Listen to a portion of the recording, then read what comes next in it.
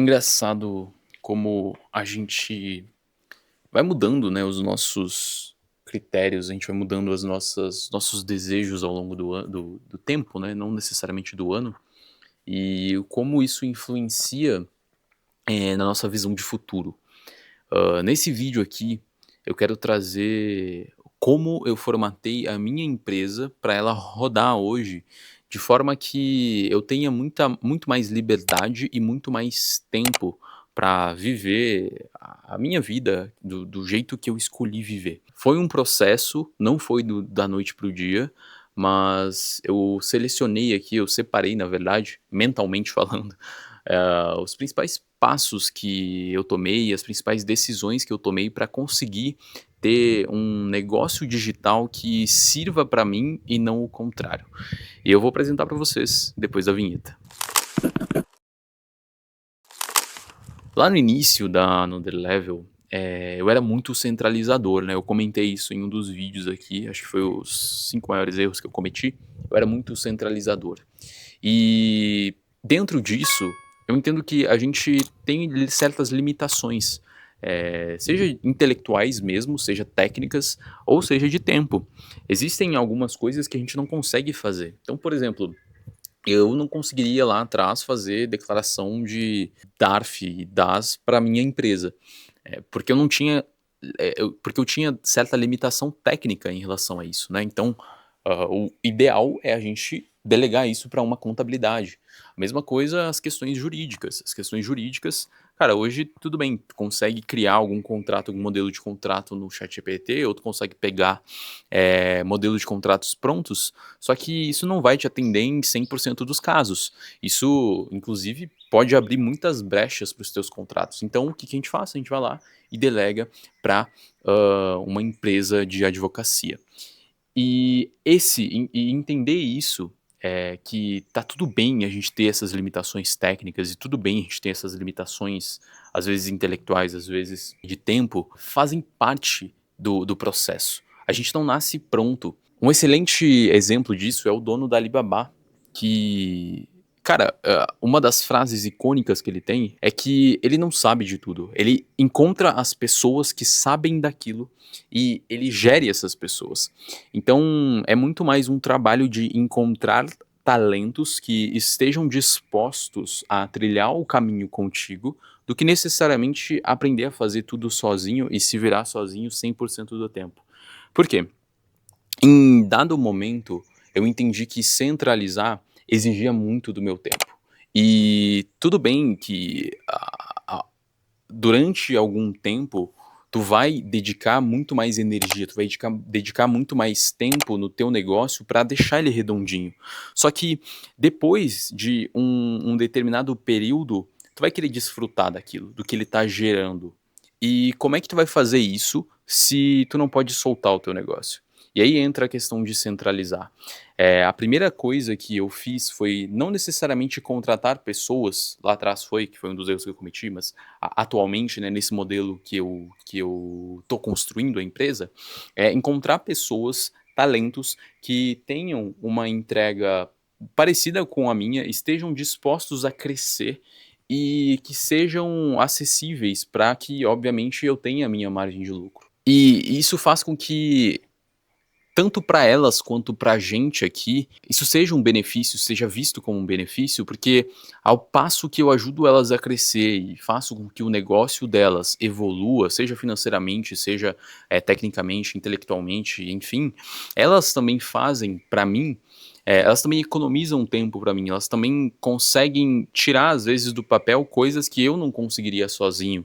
Então, ter esse tipo de contato vai fazer com que no longo prazo, no médio e longo prazo, o teu negócio ele consiga se virar sozinho. Ele consiga, ele não dependa tanto de ti na parte operacional da coisa. Óbvio, quando a gente está falando de terapia, quando a gente está falando de algo que necessita de um contato mais próximo, existem outras barreiras, existem outras limitações, mas não significa que não dê para fazer.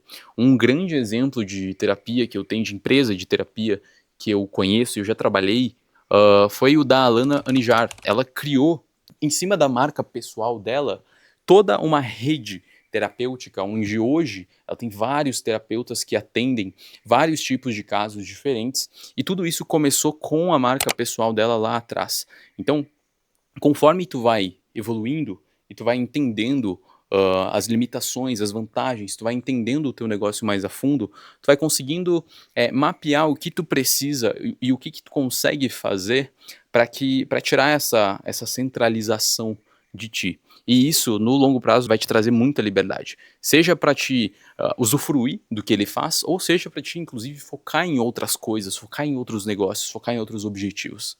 A segunda coisa que a gente está fazendo, inclusive, para tornar esse negócio um pouco mais escalável, um pouco mais descentralizado, é processo, criação de processo, cara. Hoje, a gente tem muitas automações que a gente pode utilizar, a gente tem muitas integrações que a gente pode fazer com vários e vários canais diferentes. Então, aqui na empresa, a gente está estruturando esses processos para que, por exemplo, uma página nova que chega, um projeto novo que chega, ela vá diretamente para as mãos do responsável que vai tocar ela. No caso, hoje, quase 100% das páginas ainda sou eu que toco, por questões de realmente otimização de processo e tudo mais, só que algumas vezes eu, pessoalmente, vou lá e chamo outra pessoa para tocar algum projeto junto comigo, enfim. Isso faz parte, né? Não significa necessariamente que vai ficar em uma qualidade inferior ou algo nesse sentido, justamente porque passa primeiro pelo meu crivo antes de chegar no cliente final. Então, os processos, eles permitem que a gente entenda onde é que estão os gargalos. Ele permite que a gente entenda onde a gente consegue evoluir, onde a gente consegue melhorar, e a gente consegue entender também onde a gente precisa depositar o nosso tempo ou não. Então, ter os processos muito bem definidos, eles vão te dar mais clareza do teu próprio negócio, tá? Tanto no sentido estratégico da coisa, quanto no sentido operacional.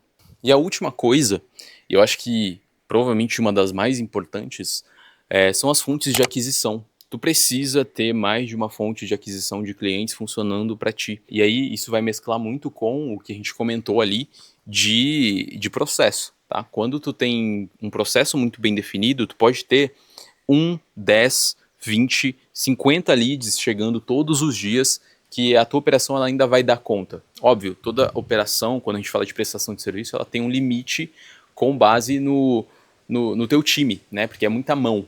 Mas, se tu tiver esses processos muito bem definidos, tu sabe quando tu precisa colocar outra pessoa ou não. Essa previsibilidade de leads que eu comentei, o que eu quero dizer com isso é que tu precisa ter várias fontes de aquisição. Então, a gente tem aqui, por exemplo, criação de conteúdo, que é uma fonte de aquisição. A gente tem o tráfego pago, que é outra fonte de aquisição. A gente tem as indicações, que são outras fontes de aquisição, e assim por diante. Tu precisa ter no teu negócio várias fontes para que todo santo dia algum lead veja o teu negócio rodar, veja a tua operação, veja o teu rosto, veja, enfim, qualquer mídia que tu tenha disponível para essa pessoa, né? Então pode ser indicação, pode ser, de novo, tráfego pago, pode ser tráfego orgânico. Então, essa parte de aquisição, de previsibilidade, vai te trazer mais paz, porque com esses dados em mãos, tu vai entender, por exemplo, eu preciso que 1000 pessoas me vejam para que 100 pessoas falem comigo, para que aí uma delas compre. A gente começa a desenhar um funil. É só com esse funil que a gente consegue ter previsão, tá? Então, quando a gente tem previsão, fica mais fácil da gente tomar decisões, tá? E eu não estou falando só de previsão de leads, mas também isso vai acabar gerando no futuro previsão financeira, porque às vezes tu pode implementar no teu funil um plano de recorrência, e aí esse plano de recorrência vai ficar retroalimentando a tua operação sem que tu precise captar novos leads toda hora. Então, acaba que essa previsão de leads chegando, ela vai facilitar a tua tomada de decisões no longo prazo, tá? Então, eu espero que esse conteúdo ele tenha te agregado de alguma forma. Eu quis trazer aqui de forma mais tranquila, mais leve, talvez. Acho que essa é a palavra, tanto que está aproveitando aqui essa vista. E eu quero que tu me diga aqui nos comentários qual é ou qual foi a maior dificuldade que tu enfrentou na tua operação para que eu consiga te ajudar ali de alguma forma, tá? E se tu já resolveu essa questão, me conta como tu resolveu, porque vai ser extremamente útil para toda a comunidade. Agora, eu já vou ficando por aqui. Até mais e valeu!